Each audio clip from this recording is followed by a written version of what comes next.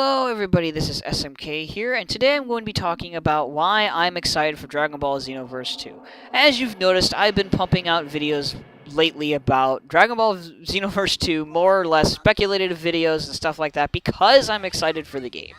Normally I don't do this type of stuff, as you have probably seen on my channel. I have a lot of just flat out, straight out gameplay videos on my channel.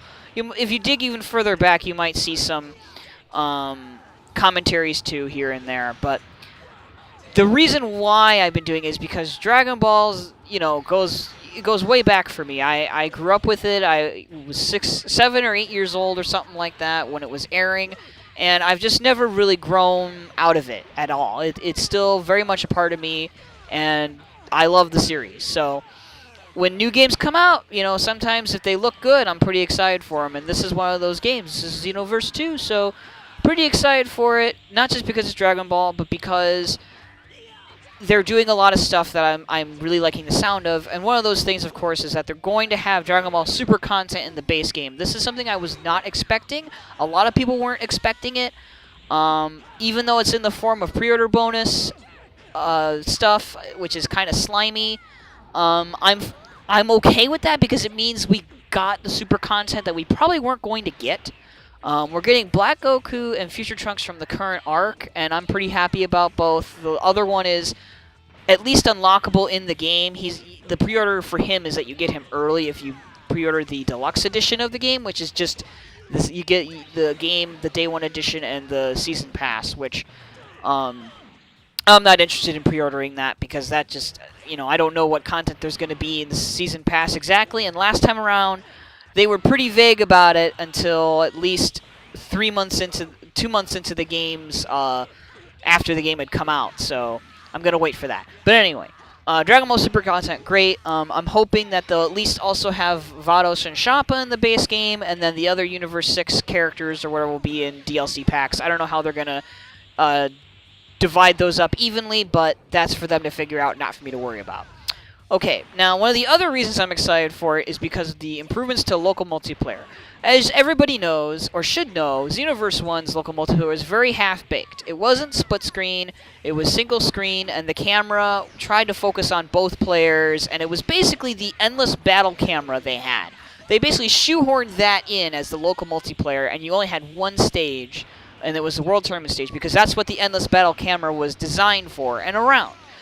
So with the improvements to this, it should hopefully mean that me and a couple of my friends can enjoy the game and actually play it often. Whereas with Xenoverse, when we tried and it just didn't grab us as much because just one stage and the same song playing it over again, and them trying to get used to the controls in such a short amount of time. It just didn't really work. Having just one stage doesn't really motivate you to keep playing the multiplayer with somebody else. So I'm very happy that hopefully this game might become part of what we, all the other stuff we play fighting game wise. So that'll be fun.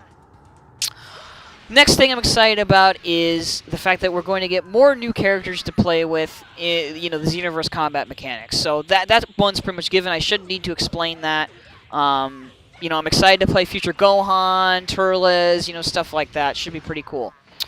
Next thing I have to go over, I have to say, is the possibility of there being improved netcode. As one of the biggest issues with the first game was definitely its netcode. Its netcode, I would say, was darn near,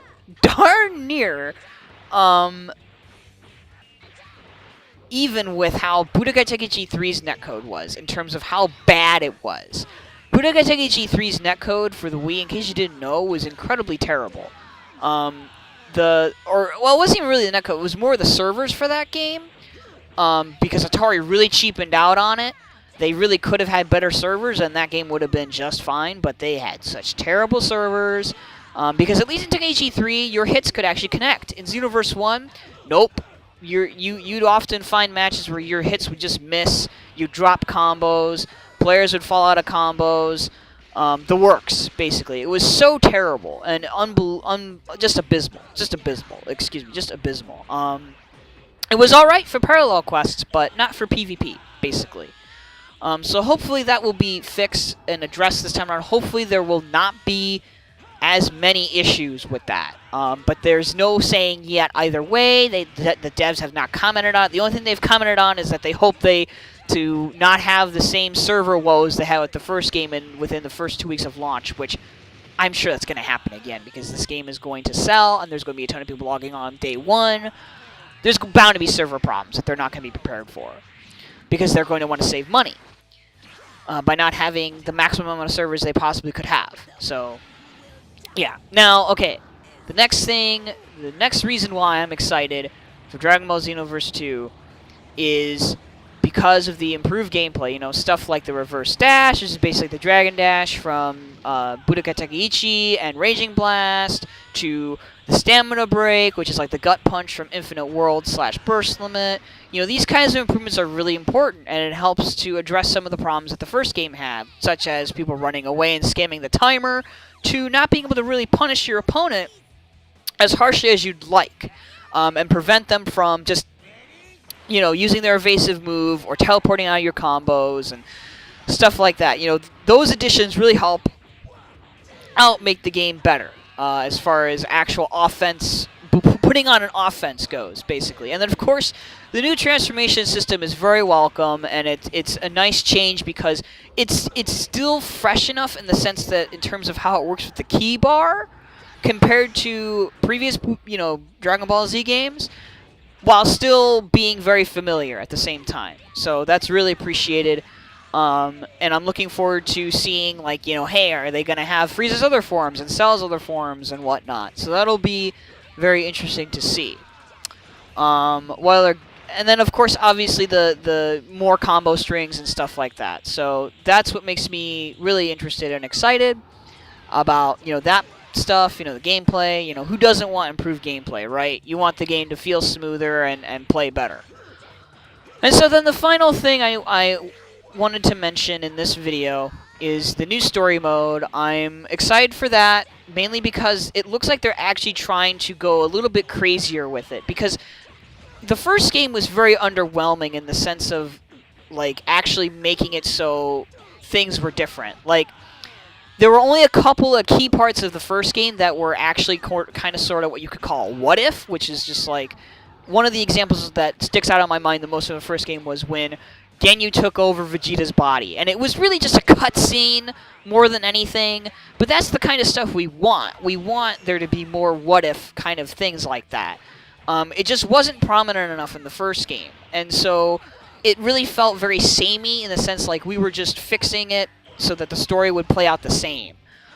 So it looks like this new story mode, the next one, people are saying like, oh, it looks the same, there's nothing different, just because of a couple of little clips of like seeing Krillin blowing up, like Frieza killing him like usual, and some other really iconic moments that have been shown to not be changed. But here's the thing, there's a ton more new stuff that we saw in those things than the old. Like seeing future Gohan being alive, seeing Turles and Lord Slug on planet Namek, seeing Cooler with, you know, interacting with Frieza, you know, stuff like that. So there's going to be tons of new stuff.